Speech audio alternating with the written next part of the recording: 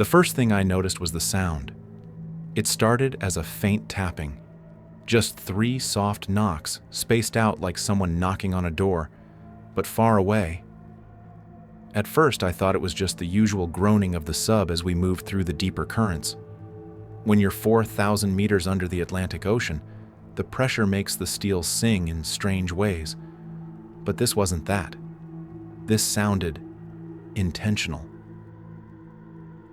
I was sitting in the communications room with Torres, trying to keep myself awake through another long, silent shift.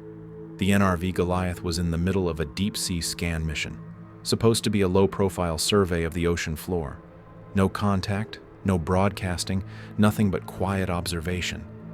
Just 8 of us on board, running 12-hour shifts in total darkness, hundreds of miles from any land. The lights were dim, humming with that sickly red glow you only see on subs during stealth mode. Torres had his headset on, monitoring the underwater microphones, and I was flipping through sonar logs with one eye open.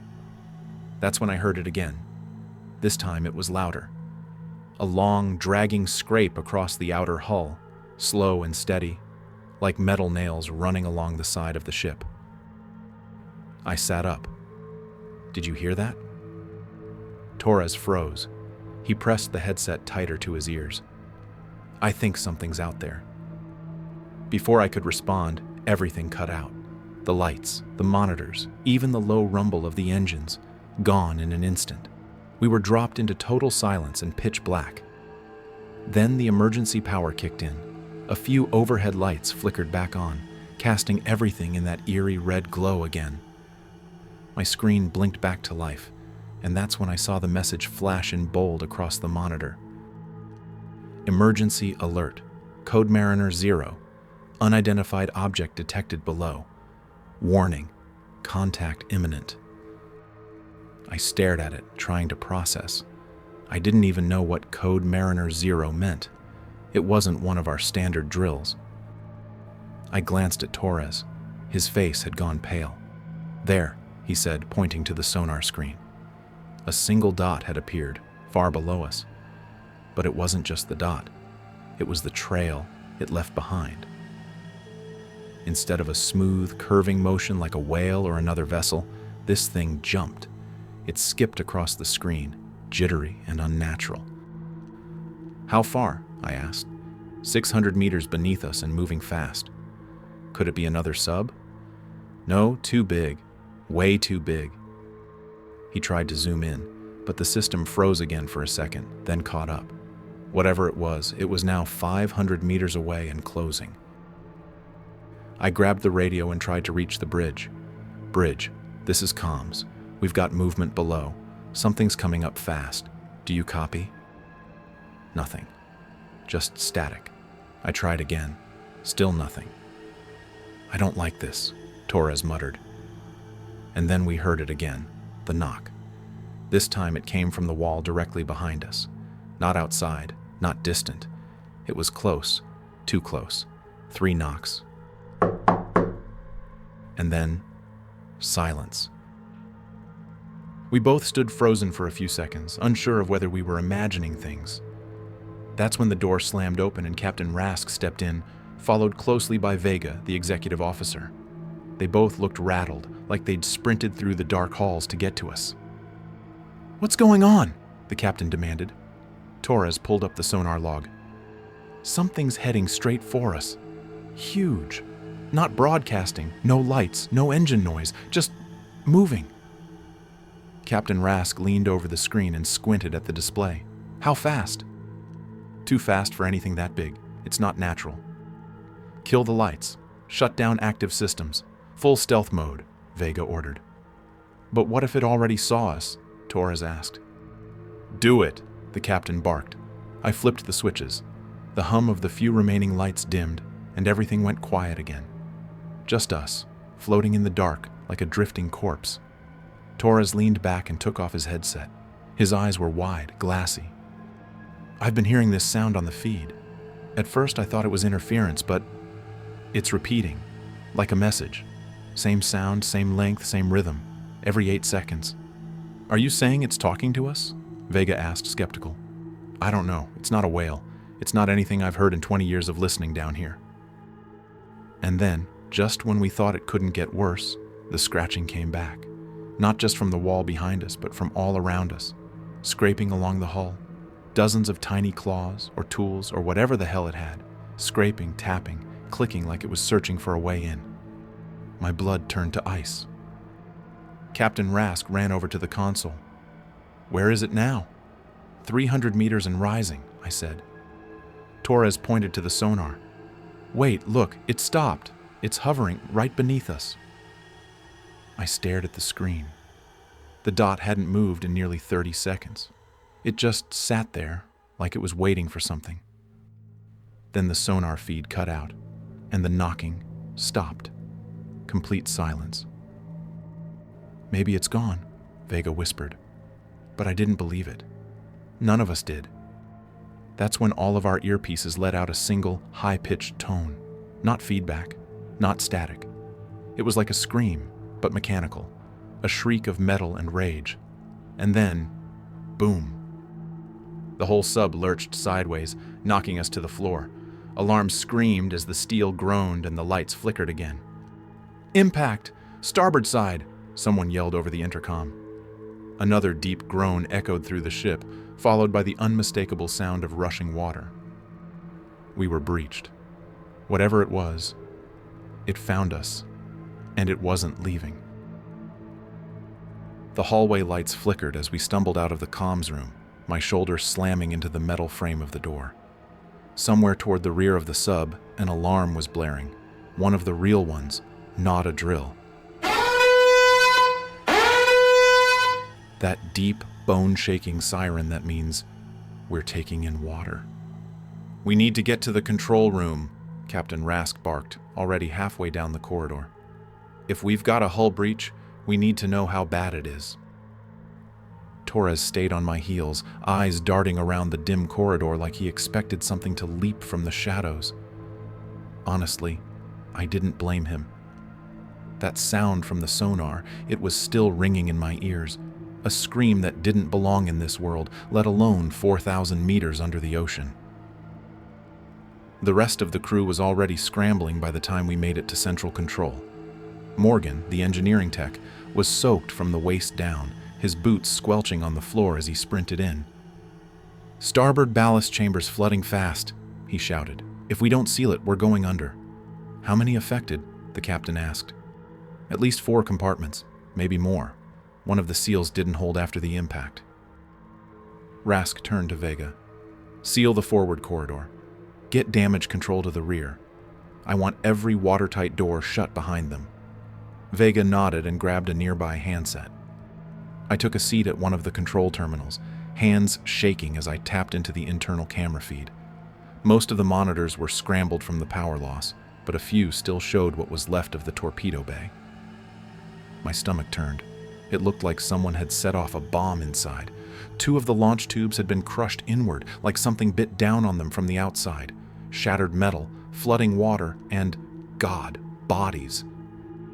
I counted at least 3, maybe 4, floating in the dark, their limbs twisted, faces blurred by the blood clouding the chamber. Torres sat beside me and wiped his mouth, like he was trying not to throw up. "What the hell is this thing?" he whispered. I didn't have an answer. Captain Rask stepped up behind us. "We need eyes on that thing. Is the sonar back online?" "Barely," Torres said, flipping the switch. "Passive only. Active ping might make us a bigger target." The screen lit up again with a dull green glow. 1 dot, same size, still circling beneath us. "It's not going away," I said. "It knew exactly where to hit us," Vega added from across the room. "It went for the torpedo bay first." Rask didn't respond. He just stared at the screen, jaw clenched, eyes calculating. Then, with the quiet calm of a man who'd made up his mind, he turned and spoke. "I want everyone to prep for emergency ascent. We get this tub to the surface now." "But sir," Morgan cut in, "we've still got ballast issues and the engine's down to backup. We push hard. We risk blowing seals all the way to the—" "We're sitting ducks down here," Rask interrupted. You think that thing's just going to swim off and leave us alone? Look around. None of us argued. We knew he was right. Vega and Morgan ran off to prep the engines. Torres stayed with me to monitor the sonar. The dot on screen pulsed closer, closer. Then it stopped. "Wait," Torres said. "It's right under us." The moment he said it, the shriek came again. This time, not through the speakers, not through the water. It came from inside the ship. It was muffled and low at first, like something dragging its claws along the ducts, but it rose into a full scream, mechanical, furious, and absolutely impossible. Then the sub shook, hard. We were flung from our chairs as the entire vessel lurched sideways.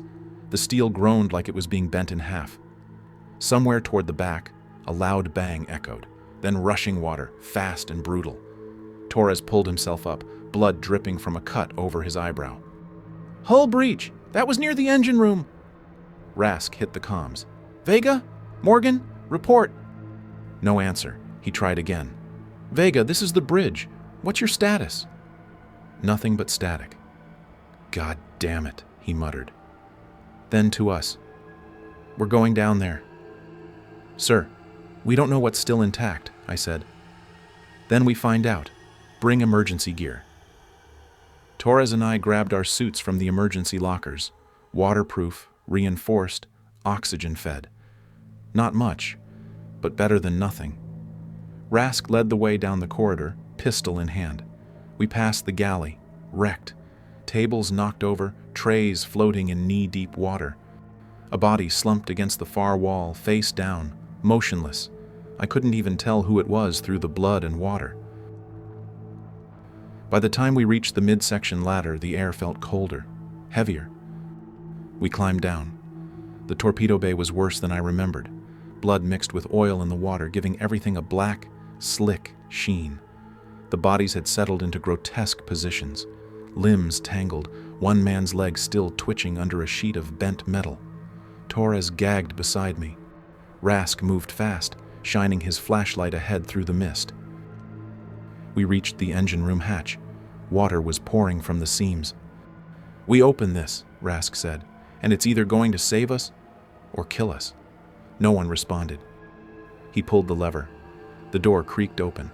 Inside, the engine room was knee-deep in water, and sparks flew from a torn-open console on the right. Morgan was slumped against the wall, face pale, chest not moving. A piece of piping had pinned him through the gut. He never had a chance. "Where's Vega?" Rask asked, scanning the room. Then we saw her. She was alive, but barely, trapped under a collapsed walkway, water inching up to her chest. "Help me," she gasped. Torres and I rushed over, pushing the debris off as best we could. It took everything we had, but we got her loose. "I saw it," she coughed. "I saw the damn thing." We all froze. "What?" Rask asked. "It was outside, right before the breach. Looked like it had eyes. No windows, just glowing eyes. And teeth, big enough to bite through steel." I felt my stomach drop. Rask grabbed his radio again, but we knew it was dead. The power was fading fast. "We've got one chance," he said. "Get Vega stable. Then we launch every working torpedo at that thing and pray it lets go before we're crushed." "But we don't even know if it's still on us," Torres said. "Oh, it's still here," Vega whispered. "It's waiting." I looked back at the walls. The scratching had stopped. For now. We carried Vega out of the engine room, her arms slung over our shoulders as her feet dragged through the cold, oily water. She was barely conscious, muttering pieces of sentences. Teeth, lights, noise, as her head rolled side to side. I wasn't sure if she was delirious or just reliving what she saw, but it didn't matter. We had bigger problems. The sub creaked again, a deep, moaning groan that rolled through the walls like a dying breath. It felt like the whole thing was buckling inward. Pressure, or maybe worse, whatever was still clinging to us. Captain Rask led us back up the corridor toward the mid-deck. Every now and then we passed someone else, a crew member slumped in a hallway, another tangled in wires near an electrical panel. Most of them were already gone. This thing, whatever it was, had hit us hard and fast. "Only 5 of us left," Torres said under his breath. "That's it." "6, I corrected him. "No," he shook his head, eyes wide. "We just passed Nielsen near the galley. His face was gone." We didn't speak after that. We couldn't. Rask got us back to the bridge and laid Vega gently on the padded bench near the wall. He covered her with a thermal blanket and handed me the first aid kit. I wrapped her leg, checked her pulse. Still alive, but weak. We were running low on everything. Oxygen, power, blood in our bodies. We needed a plan. Rask turned to Torres. "How many torpedoes are functional?" "Maybe 4. 2 tubes are jammed. We've got 2 live rounds loaded. The others could be rigged, but they won't be armed." "Fine. Get them ready. We'll hit this thing as hard as we can and pray it backs off." "And if it doesn't?" Torres asked. Rask glanced at Vega. "Then we go down fighting." We suited up again, this time heavier. Full protective gear, helmets, pressure-sealed suits. We couldn't trust the hull anymore, not after the last breach. Torres and I loaded the 2 remaining torpedoes, hands slick with grease and sweat. I didn't want to think about what would happen if one of them jammed or misfired. The sub was dead quiet. The emergency lights were starting to dim, flickering with less strength than before. Life support would fail soon. The cold was already creeping into my bones, stiffening my fingers. As Torres adjusted the last torpedo, he froze. He was staring through the tiny, thick porthole above the launcher. His mouth fell open, but no sound came out. I moved beside him and saw it. Just beyond the glass, floating in the black, was a massive open eye, pale green, too large to comprehend. It wasn't blinking. It wasn't moving, just watching. It knew we were looking, and then it vanished, as if yanked back into the dark. Torres stumbled back. "It's still here, right there, clinging to us." We raced back to the bridge and locked down the launch panel. "Ready to fire," I said, breath catching in my throat. Captain Rask didn't hesitate. "Do it." I hit the button. The sub lurched with a muffled whump as both torpedoes launched into the black. For a moment, nothing happened. Then a faint tremor ran through the hull, a low shudder like distant thunder. "Direct hit?" Torres asked. "Can't tell," I replied. Then came the scream. It wasn't mechanical this time. It wasn't digital. It was real, alive. A horrible, wet howl that echoed through the ocean and vibrated the walls. Everyone on the bridge clutched their ears. My vision blurred. I tasted blood. We were still under attack. Rask slammed his hand on the console. "Prepare the dummies. Load anything left. We hit it again and again until it lets go or we drop." "Captain," I said, "we've only got 2 dummy shells left, no explosives." Then we use them to push it off. A hard enough hit might break its grip. Torres and I sprinted back to the bay, lungs burning. Water was now waist deep and rising. We waded through it, moving fast, stepping over the dead and the dying, loading the heavy metal shells with numb fingers. This time, I aimed myself. Manual override. "Firing!" I shouted. Both torpedoes shot out with a deep groan, and a second later, the ship jerked like something had been peeled off its side. The water around us shifted as if pressure had suddenly released. Back on the bridge, Rask was shouting into the radio again. "Any vessel in range, this is the NRV Goliath. We are under attack. Coordinates transmitting. Emergency ascent in progress. I repeat, emergency ascent now." The radio crackled, static tearing through his words. Then, a faint voice. Unclear. Clipped. Could have been help. Could have been noise. We didn't know. We didn't have time to wait. "Engage ascent systems," Rask ordered. "But the engines?" "Don't care. Blow the ballast manually. We rise or we die." Torres ran to the panel and flipped the override. Alarms shrieked as air tanks released into the chambers. The sub groaned, then began to shake violently as we started rising, fast and unbalanced. I could feel the water shifting in the lower decks, hear it rushing through broken corridors. "We're going too fast," Torres shouted. "The hull won't take the pressure shift." "I know," Rask yelled, "but it's that or get pulled back down." That's when the lights went black again. Total darkness. Only the tremble of the sub and the rasp of our breathing. Then came the impact. Something hit us hard, twice, then 3 times in a row. The walls shook. I heard metal ripping, pipes bursting, someone screaming. Another hull breach. "We're not going to make it," Torres screamed. But then, light. Faint. Flickering. From above. "Look," I pointed to the upper hatch display. "Sunlight." We were almost there. Rask grabbed the controls and pushed harder. The turbines screamed. The whole sub vibrated like it was about to come apart. Then another scream. The creature. It sounded furious, wounded, but it wasn't on us anymore. The hits stopped, and just like that, we broke the surface. The sudden calm was terrifying. No noise, no screams, just the rocking of the ocean. Water lapped against the hull as we floated there, battered and bleeding. I climbed the ladder with Torres behind me and opened the top hatch. Cold, salty wind hit my face. The sky was overcast, the sea quiet. We'd made it. Barely. Rask came up next, carrying Vega on his back. Her eyes fluttered open at the sunlight, and for the first time since this nightmare began, I saw a faint smile on her face. But it didn't last.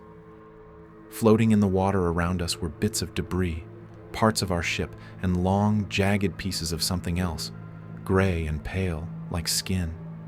One of them had what looked like a tooth embedded in it, huge, curved, still dripping with thick black fluid. It hadn't been attacking us. It had been trying to eat us. The sub was wrecked, the crew nearly gone. And the thing that did it, still out there, somewhere, waiting. We didn't say anything for a while. The 4 of us, Captain Rask, Torres, Vega, and me, sat in silence on the ruined deck of the Goliath, staring out over the still gray ocean. The clouds hung low, heavy with fog. There was no sun, just a dull silver light that made everything look washed out and dreamlike. But this wasn't a dream. Below us, the submarine groaned with every shift of the waves. One of the ballast tanks had blown completely. The port side was slowly dipping, and the deck tilted with each passing minute. We couldn't stay up here for long. "I sent the emergency beacon," Rask said quietly, looking out across the water. "If anyone's listening, they'll come." "How long?" I asked. He shrugged. "Could be hours, could be never." None of us responded. We all knew the odds. The emergency beacon was designed to trigger a satellite ping if we surfaced, but we were in restricted waters, far from any shipping lanes. We weren't supposed to be out here. Classified mission, off the books. Even if the signal reached someone, it would take time, and we didn't have much left. Vega was fading again, her breath shallow. The bleeding had slowed, but without real medical supplies, there was only so much we could do.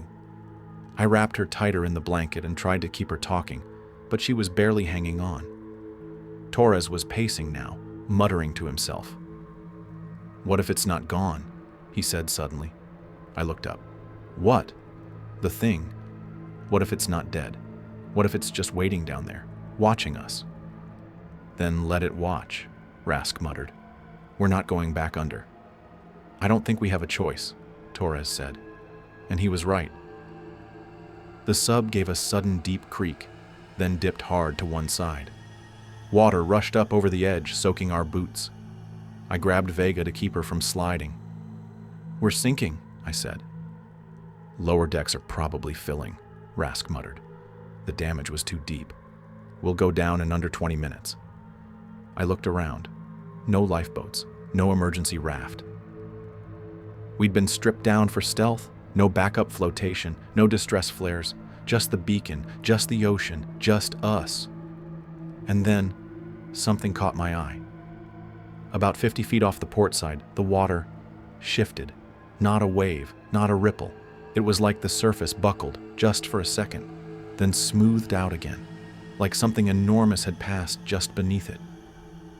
"I saw it," Torres whispered, voice barely audible. "It's still here." Rask followed my gaze. He didn't speak, just stood slowly, scanned the water, and reached into the emergency locker for one of the handheld charges. It was a last resort device, small explosive, meant to be dropped into the water to scare off sharks or enemies. It wouldn't kill whatever was down there, but maybe it would make it think twice. "Cover your ears," he said. Then he pulled the pin and tossed the charge into the sea. A second later, it detonated with a deep, echoing boom. Water shot into the air, and a shock wave rippled out across the surface. We all stood still. Then came the response. The water burst upward, not from the explosion, but from something beneath. A massive surge, like a hand swiping from the dark. The sub rocked hard, throwing us onto the deck. Vega slipped from my arms and hit the floor with a sickening thud. I crawled to her side. "Vega! Vega! Stay with me!" She opened her eyes for a moment, dazed. Then her gaze shifted, upward. I turned to look. Floating just above the waterline, partially exposed, was a shape. I don't have words for it. Not really. It was like a jaw. Not open, half open, bent slightly to one side. Gray, cracked skin, no lips. Dozens of teeth, massive, jagged, some chipped, some missing. One of them matched the tooth we'd found embedded in the torpedo bay. I realized then it wasn't trying to break in. It had tried to bite the sub in half. Whatever this thing was, it hadn't followed us to the surface out of curiosity or revenge. It had followed us because it was hungry, and it wasn't done eating. "Get below," Rask shouted, but there was nowhere safe. Another surge rocked the deck. One of the remaining antenna masts snapped clean off and flew across the ship, missing Torres by inches. Water flooded over the edge again, rising fast. "We need to get back inside," Torres yelled. "We have to stabilize the pressure tanks or the whole sub's going to drag us down." Rask didn't hesitate. He lifted Vega into his arms, cradling her like a child, and ran for the hatch. I followed, slipping twice on the wet metal, Torres just behind me.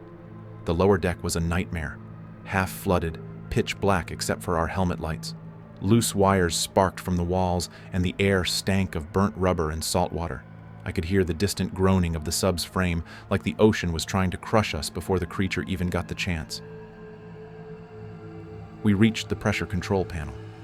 It was sparking badly, but still functional. "I can buy us time," Torres said, dropping to his knees. "I know how to seal the ballast tanks manually, but I'll have to do it from inside the housing chamber." "That room's flooded," I said. He looked at me, dead serious. "Not all the way. I just need 10 minutes, maybe less." "You go in there, you might not make it out," Rask said. Torres nodded. "I know." No one argued. He knew the system better than any of us. If we didn't stop the flooding, we'd be dragged under, with or without the creature. "I'll guide him from here," I said, grabbing the control board. Rask laid Vega down on a dry patch of flooring and gently brushed the wet hair from her face. "Stay with me," he whispered to her. "Don't close your eyes." She didn't respond. Torres disappeared into the chamber, wading through waist-deep water as he sealed the door behind him. I monitored the pressure gauges, calling out directions. "Left valve. Quarter turn. Now the override. Good. You've got 2 tanks locked." "Got it," his voice crackled back through the radio. "Almost there." A loud bang echoed through the hull. The lights dimmed, then another bang, closer. The creature was back, hitting us again, trying to crack open what was left of the ship. "Torres, hurry!" I shouted. "We don't have much time." "I'm almost..." His voice cut off. "Torres?" Nothing. Then, "I got it." Last tank sealed. The gauges lit up green, stabilized. We were buoyant again, just barely. "Get out of there," I shouted, but the camera feed went dark. I watched, helpless, as the pressure levels in the chamber dropped sharply, water rising fast. Torres had done it, but he wasn't coming back. I turned to Rask. He already knew. We said nothing. He reached for the emergency ascent trigger and slammed his palm down. The sub groaned, rattled, and began to rise. We'd bought ourselves a few more minutes, but outside, the deep water swirled again, and the creature was still waiting. The Goliath groaned with every meter we rose. The engines coughed, sputtered, then caught again, carrying us upward through the cold, crushing dark. But every second that passed felt like a gamble. We didn't know how far the hull could hold. We didn't know if that thing was still beneath us. And even if we reached the surface again, it didn't guarantee we were safe. Torres was gone. He sealed the tanks, saved the ship, bought us time, and he drowned alone for it. Captain Rask hadn't moved from Vega's side. She was slipping again, her eyes half-lidded, skin pale and clammy. The cold was setting in fast. Without power, the heat had all but vanished. Her lips had turned blue. I grabbed one of the oxygen masks and strapped it gently to her face. She didn't resist. That scared me more than anything. Vega wasn't the type to let anyone do anything for her. She always had something sharp to say, even when she was half dead. But now, she was quiet. Rask looked up at me. "How long until we breach?" I checked the panel. "About 5 minutes." He nodded slowly, jaw clenched. "That thing comes back before then, we won't survive another hit." "I know." We sat there, listening to the endless groans and creaks of steel around us. Somewhere behind the wall, water still gushed through sealed doors. The Goliath was bleeding out slowly. She wouldn't last much longer. A sudden jolt rocked the sub. I grabbed the edge of the console to steady myself. Then another jolt, harder. It was rising from beneath, fast. Rask grabbed the emergency release lever. "If it hits us now, we blow everything and shoot to the surface. Doesn't matter if it crushes the ship on the way. We get Vega out." "Understood?" I nodded. The creature hit us again. The wall caved inward just a few feet behind where we sat. A fist-sized piece of hull popped open, spraying seawater into the chamber. I slammed my hand on the pressure seal, locking down the bulkhead just in time. A hiss of steam, a jolt of hydraulics, and we were sealed in. The gauge ticked higher. Another impact, louder this time, a scream of metal. I could hear something outside the hull, like teeth dragging along the length of the sub. Not fast, not violent, exploring, testing, looking for the weak spot. Rask ran to the torpedo controls. "We've got one more armed, but the tube's half crushed," I said. "We fire from there and we risk blowing our own side off." "What do you suggest?" he snapped. "Wait for it to peel us open like a can?" I hesitated, then walked over to the control terminal. "We route it manually. We don't use the launcher. We rig the torpedo, arm it, and push it out ourselves. Give it something to bite on." "You're talking about walking it to the loading hatch," Rask said. "Yes. That's suicide." "I know."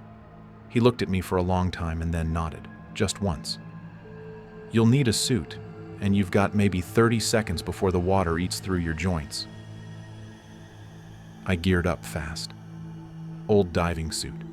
Half ripped at the elbow, but it would have to do. Rask helped me pull the helmet on and locked it tight. He looked me dead in the eye. "If you don't make it back, I'll get her to the surface." "Get yourself out too," I said. "Torres didn't drown, so we could all go down." Rask's face tightened, but he said nothing. I climbed down to the hatch chamber and found the torpedo. Heavy, sleek, still intact.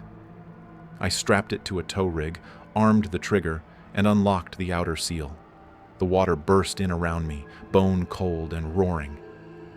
I pushed the torpedo out into the black. Everything went silent. The sea swallowed me whole.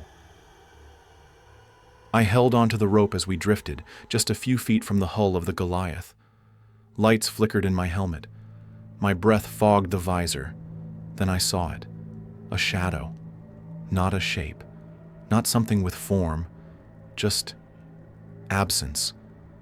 The water bent around it. It didn't glow or flash or move fast. It just was. A long, slow curve of something impossibly large. And then an eye opened. Not blinking. Not reacting. Just seeing. I reached for the trigger.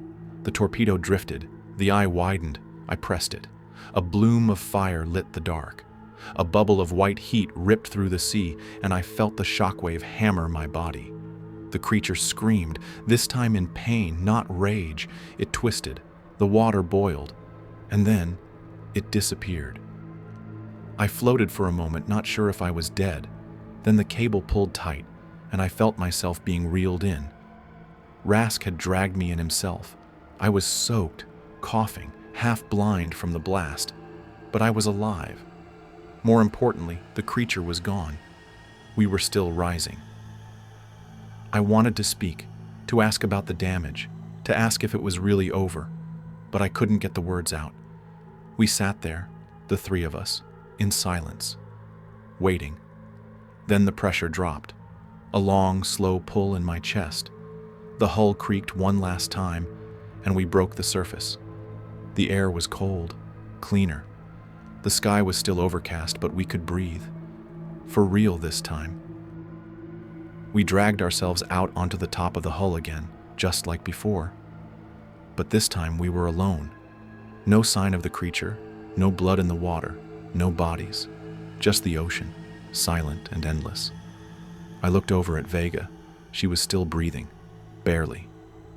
Rask leaned against the conning tower, staring into the sky. His face was blank. "What now?" I asked. He didn't answer for a long time. Then finally he said, "We wait." I nodded, too tired to speak. I looked back toward the waves. My hand touched something cold. It was the same tooth. Another one. Same shape, same pale chipped surface. Except, this time, it was cracked. We'd hurt it. Maybe not killed it. Maybe not even scared it. But we'd made it bleed. And that meant something. Maybe it would remember us. Maybe it would tell the others.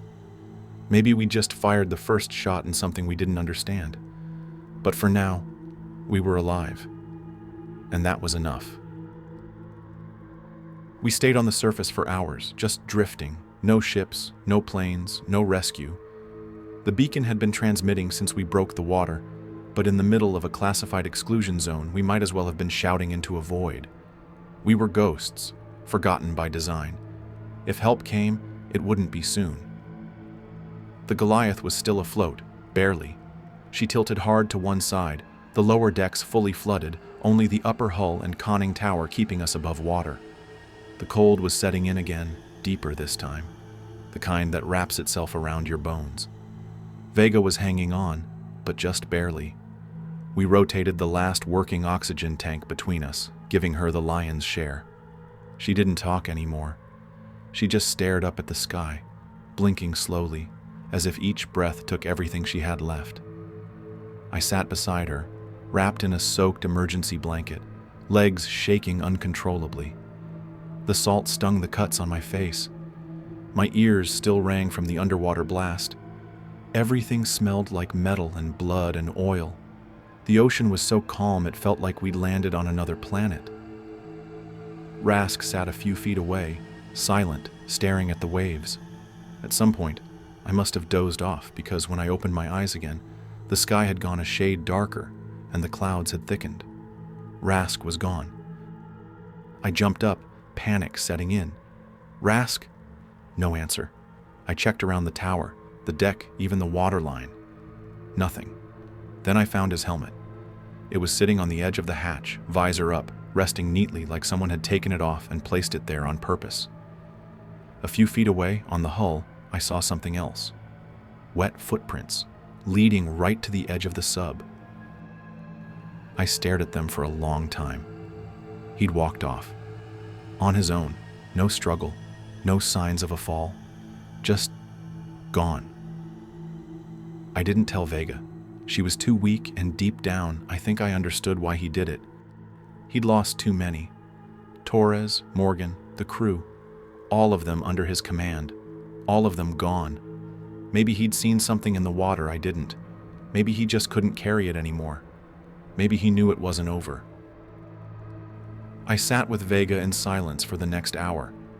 I kept the oxygen mask on her, held her hand even when it went cold.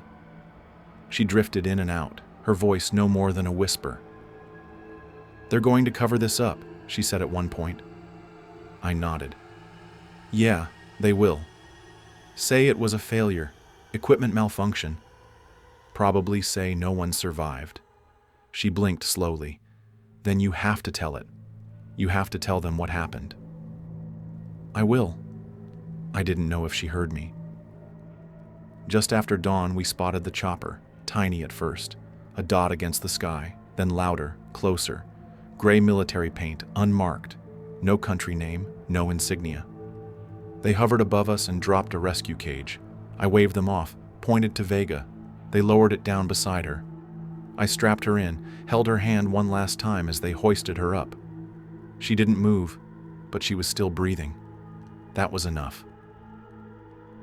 When the cage came down again, I climbed in, and that was the last I saw of the Goliath. From the air, she looked like a corpse, half submerged, blackened with oil and salt.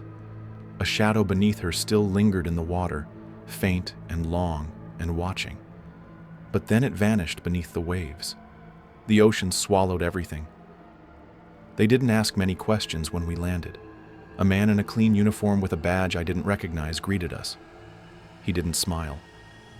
"How many survivors?" he asked. "2," I said. He nodded and walked away. They took Vega one way, me another. The debrief room was cold, sterile, a white table, one chair, no windows. They gave me water, dry clothes, a form to sign. I read none of it. Then a man walked in. Civilian suit, sharp eyes, clipboard. "I need you to walk me through what happened," he said. I told him everything, start to finish. The scratching, the sonar, the emergency alert, the attacks, the deaths, the ascent, the creature. I described it all, the eyes, the teeth, the sound it made. He didn't interrupt once. When I was finished, he closed his file. "We appreciate your report," he said calmly. "That's it?" I asked. "You're not going to ask about the footage, the logs, the sonar data?" He gave me a tight smile. "There is no footage. The black box was corrupted. Logs were unrecoverable. You were the only survivor, remember?" "There were 2 of us." He tilted his head. "I'm sorry. There was a complication during surgery. Lieutenant Vega didn't make it." I just stared at him. He stood up. "You'll be transported home. Standard non-disclosure terms apply. You'll be debriefed once more, then free to go." And just like that, it was over. It's been 6 weeks since I got home. I haven't slept more than 2 hours a night.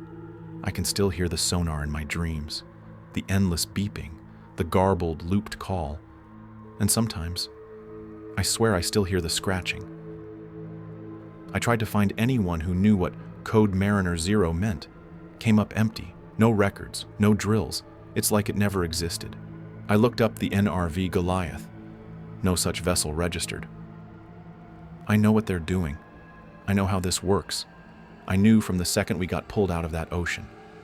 Erase it, bury it, burn the truth before it spreads.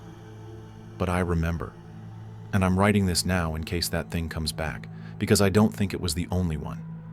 I don't think it was alone. We didn't just find something down there. It found us. And it didn't forget.